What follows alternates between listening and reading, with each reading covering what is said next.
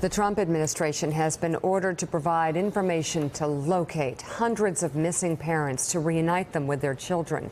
A federal judge overseeing the court-ordered reunification of more than 2,500 migrant children has ordered the administration to turn over a list of all parents deemed ineligible for reunification by Wednesday. Let's bring in MSNBC correspondent Jacob Soboroff for more on this. Jacob, are they going to be able to track down all these families and reunite them? That's the idea, Mika, but this thing is almost absurdly far from over. On Friday, the Trump administration basically declared victory, saying that they had reunited by this court-imposed deadline the eligible, what they call eligible, 1,880 something. I think it was 1,882 children systematically separated from their parents by the Trump administration. But remember, the overall number was over 2,500 kids. And what we learned in court from the Trump administration on Friday, I actually went down there and sat in this courtroom to listen to the judge talk to the Trump administration and watch them battle it out with the ACLU. There are 650 kids. Senator Blumenthal didn't know the number. 650 is the number of children that the government deemed ineligible to be reunited with their parents and just didn't reunite them by the court-imposed deadline. So now the judge has stepped in and basically said there are what are called missing parents. He calls them missing parents. Go find them. Here's how we're going to do it. The government was refusing to provide the ACLU information, specific detailed information that would help them track down these folks in their home countries, including 431 parents who were deported and can't get back to this country to be reunited with their children. So the next step is now this information being handed over by Wednesday and them going to track them down. So, Jacob, you said 650. The Trump administration say 650 young children are, quote, ineligible to be reunited with their parents. Ineligible on what ground? How did they define ineligible?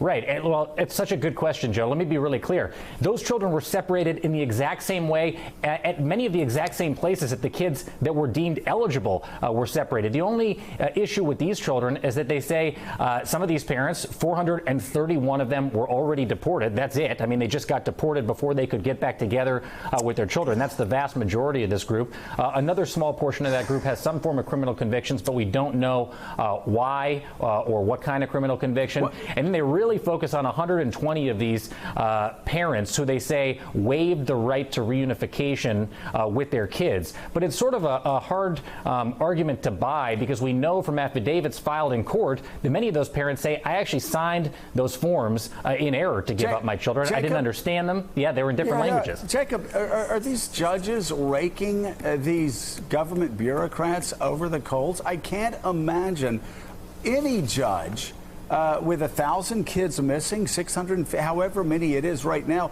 I can't imagine any judge not raking these bureaucrats over the coals and demanding that they provide answers. Are they doing that? Of course. And the bottom line is, Joe, we wouldn't even be here with a plan for reunification if it wasn't for this judge, Judge Sabra, down in the Southern District here in California. He said very clearly on Friday there never was a plan. These were like a bunch of different stovepipes, DOJ, HHS, the Department of Homeland Security. They never even talked to each other. So he said, look, step one is getting the eligible children back together. Step two is you guys going out and finding the missing parents that you basically said were ineligible and weren't going to reunite if I, the judge, didn't even tell you to go do this and come up with an actual plan to go do this. And then step three is that this never ever happens again. And all these agencies that you would think would talk to each other, they're all federal government agencies involved in the care of migrant children down at the border, would talk to each other. And they're not even talking to each other. He said this can never happen again, was basically his parting thoughts on in court on Friday. Jacob, thank you very much. And PBS's Frontline is taking a closer look at this crisis with a new special entitled Separated Children at the Border. Here's a clip featuring an interview with former acting director of ICE, Tom Homan. When you heard the tape the ProPublica published of the children wailing, what was your reaction? I didn't hear the tape. Oh, come on. I did not hear the tape. I've heard many children cry in my 34 years. I don't need to hear children cry. Can I play it for you? Yeah. It's a young girl who asks to call her aunt. She wants to call her aunt. She has the number memorized. How can you not condemn that? Look, I've seen a lot of terrible things in my 34 years. Well, we have to address the border. I mean, Do you not sympathize with their I absolutely situation? do. I'm a parent. It's sad, but when the government chooses to enforce the law and they separate the parents being prosecuted, just like every U.S. citizen person in this country gets separated when he gets arrested, but people want a different set of rules when they're illegal alien. And Frontline correspondent Martin Smith joins us now. Martin, obviously quite an interview. What else did you find out from the former director of ICE? Well, look, he takes a very simple approach to this. It was abundantly clear after talking to them that he sees this as a simple case of there's a law about how you legally enter the country, and he's going to enforce it. And the president has accepted that kind of approach to this. You know, if you want to have a humane process of deciding who can come and who deserves to come, who's fleeing violence and needs asylum, you have to have judges. You have to have a robust asylum process. The president says he doesn't want judges. Well, that's what judges are for, to judge whether or not somebody can has a decent case to make. So Holman simply says, enforce the law. Did you sense from him, and do you sense from other ICE officials and other people who have tried to tackle this issue, a frustration, a belief that you hear out of this administration that people in the past have brought children up with them to make their passage into the United States easier? You know, he didn't harp on that, and I have heard that from some.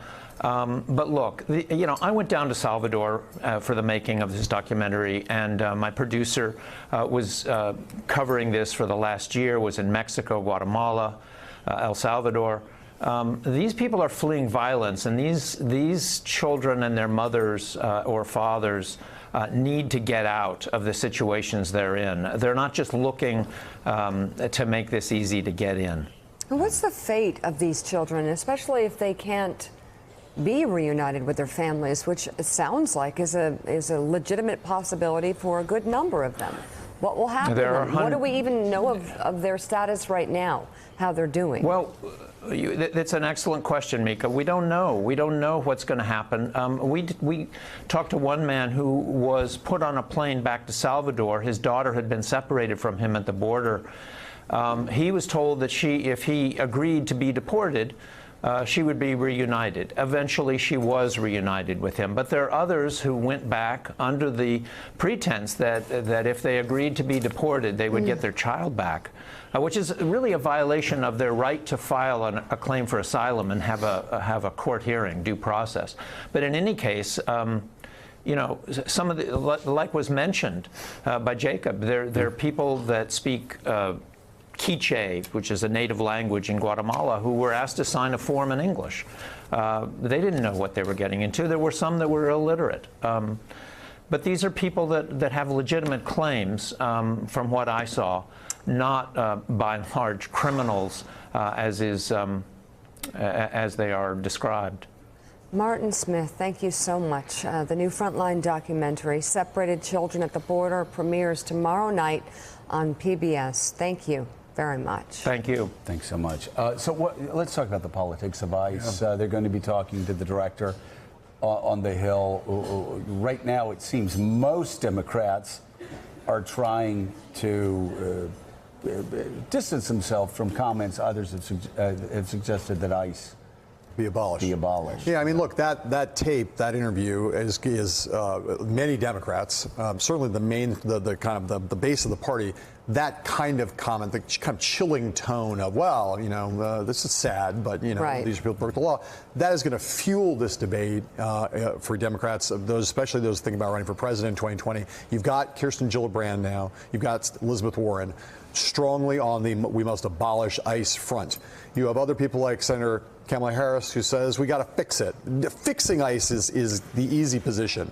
But in this Democratic Party, where there's so much energy on the far left and in the base, But if you're going to have a couple of ICE, then what replaces it? I'm not.